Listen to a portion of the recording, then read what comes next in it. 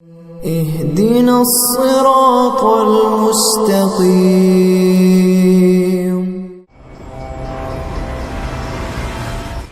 قربانی دینے والوں کا احسان ہے، قربانی دینے والوں کا ہم پر احسان ہے کہ ان کی قربانیوں سے دین ہم تک پہنچا ہے۔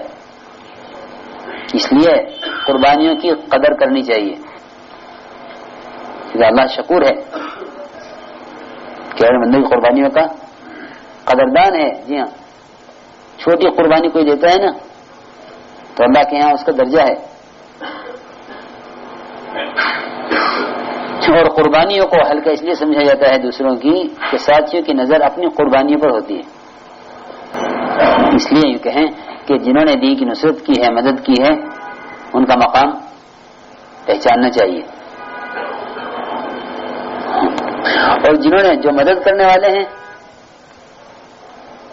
ان کو مدد کی وجہ سے اپنی ذمہ داری کو سمجھنا چاہیے کہ جو نصرت کریں گے دین کی، ان کی ذمہ داری ختم نہیں ہوگی بلکہ بڑھے گی۔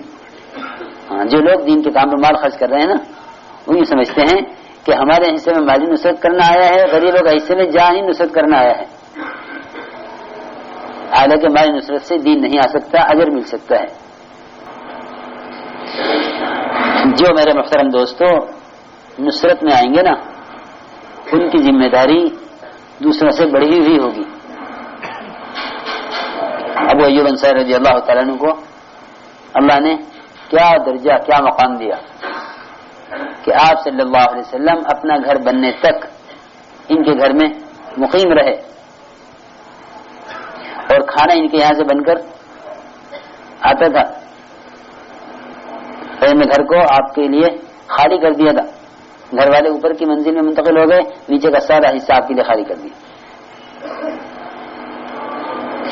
اور ایک مرتبہ پانی کا مٹکا اوپر سے گرا تو پانی آپ تک نہ پہنچے، اپنے سارے کپڑے بستر پانی کے اندر ڈال دیے کہ پانی کو جذب کر لیا جائے، ایسا نہ ہو کہ آپ تک پانی پہنچے تو آپ کو تکلیف ہو، اور ساری رات مدینے کی سخت سردی میں بغیر کپڑوں کے گزاری۔